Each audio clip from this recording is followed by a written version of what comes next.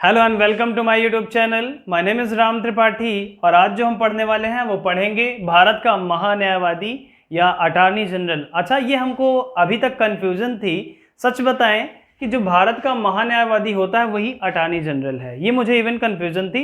बहुत ध्यान से समझिएगा, मैं आपको एक एक चीज़ समझाता हूँ। जो भारत का महान्यायवादी होता है उसी को अटॉर्नी जनरल कहते हैं। अटॉर्नी जनरल की जो नियुक्ति होती है वो राष्ट्रपति द्वारा की जाती है। क्लियर?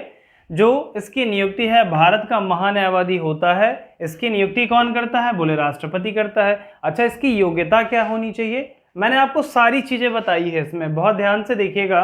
तो नियुक्ति राष्ट्रपति द्वारा की जाती है, उसके बाद उसकी योग्यता क्या होनी चाहिए? तो जो उसकी योग्यता है वो सुप्रीम कोर्ट के न्यायाधीश के बराबर होनी चाहिए। तब भी बोले सर समझ नहीं आया अभी।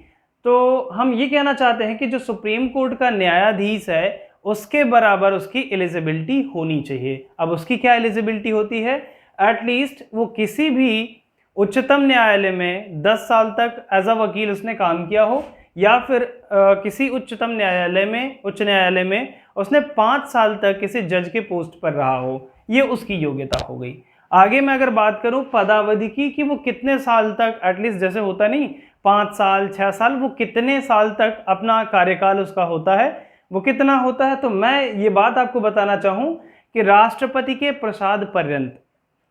इसका मतलब क्या हुआ कि जब तक राष्ट्रपति चाहे या फिर जब तक राष्ट्रपति है।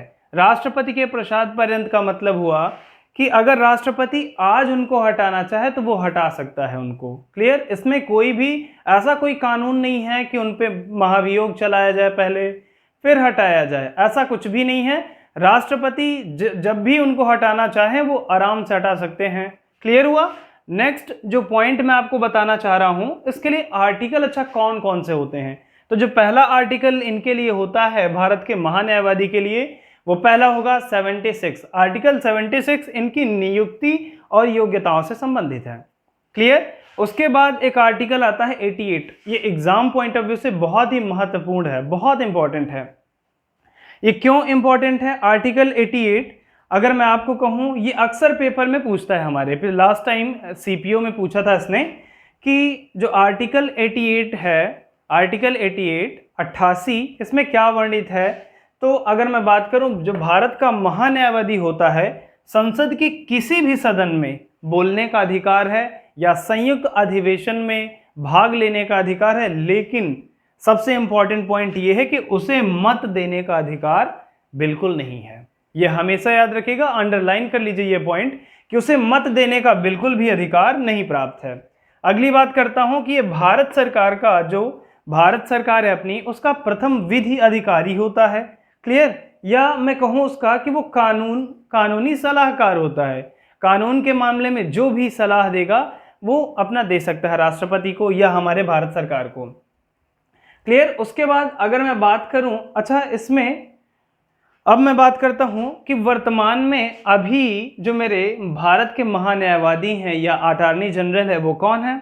तो आप अंडरलाइन करिए, बहुत इंपॉर्टेंट पॉइंट, कि जो के वेणुगोपाल हैं वो इस समय हैं। ठीक, भारत के महान्यायवादी की पोस्ट पे के वेणुगोपाल जी को रखा गया है, जो कि 15वें नंबर के हैं। कौन से नंबर के? 15वें नंबर के हैं। और 30 जून 2021। बोले सर फिर आपने ये क्या लिखा हुआ 30 जून 2021, ये तो आज है। तो मैं ये बताऊं आपको कि जो के वेणुगोपाल जी हैं उनका आज से कार्यकाल खत्म होना था, आज से उनको हटाया जाना था, लेकिन उनका 1 साल कार्यकाल फिर से बढ़ा दिया गया है। क्लियर हुआ? ये आज ही के दिन, अदरवाइज ये आज ही के दिन हट जाते और नए जो हमारे न्यायवादी साहब हैं, जो हमारे भारत के नया महान्यायवादी होगा, वो नियुक्त हो जाते। ठीक है? इसके पहले अच्छा आपको बता दूं, मुकुल रोहतगी थे। ये आपको समझ आया कि वर्तमान में कौन है? तो के वेणुगोपाल, ये 1 साल तक अभी और रहने वाले हैं। नेक्स्ट जो पॉइंट है कि अब बात आती है कि जो भारत का प्रथम महान्यायवादी था सबसे पहले, वो कौन था, ये भी तो जानने की जरूरत है। तो आप लिखिएगा MC सीतलवाड़। उनका जो नाम था वो था MC सीतलवाड़। अच्छा, अब बात करता हूं मैं वेतन की। इनका वेतन कितना होता है, इनको वेतन कितना दिया जाता है। तो मैं अगर इसकी बात कहता हूं तो इनका कोई भी निश्चित वेतन होता ही नहीं है। इनका कोई भी निश्चित वेतन नहीं होता। आपको क्या लगता है ये जो भारत के महान्यायवादी हैं, कोई सरकारी पोस्ट है क्या? बिल्कुल नहीं। इनको कोई सरकारी वेतन, फिक्स वेतन मिलता ही नहीं है। ये राष्ट्रपति इनके परिश्रम के हिसाब से इनको फिक्स करते हैं कि इतना आपको दिया जाएगा। क्लियर हुआ आपको? ये सारी चीज़ें आपके लिए अटॉर्नी जनरल के बारे में थी। एक मैं इसकी सीमा आपको बता देता हूँ, मीन्स ये कहाँ पे सीमित होते हैं। तो अगर ये अपना मान लीजिए कोई भी सलाह है ये राष्ट्रपति को देना चाहते हैं, ठीक है, तो राष्ट्रपति इस बात के लिए स्वतंत्र है कि वो माने या फिर नहीं माने। क्लियर? मतलब ये कोई भी अपनी सलाह उन पे थोप नहीं सकते। ये पहली सीमा है। दूसरी सीमा कि किसी भी कंपनी के निदेशक की पोस्ट खुद से नहीं ले सकते बिना भारत सरकार के आदेश के। जब तक ये भारत सरकार से सलाह नहीं लेंगे, आदेश नहीं लेंगे, तब तक किसी भी कंपनी के निदेशक के रूप में ये अपना पदभार नहीं संभाल सकते।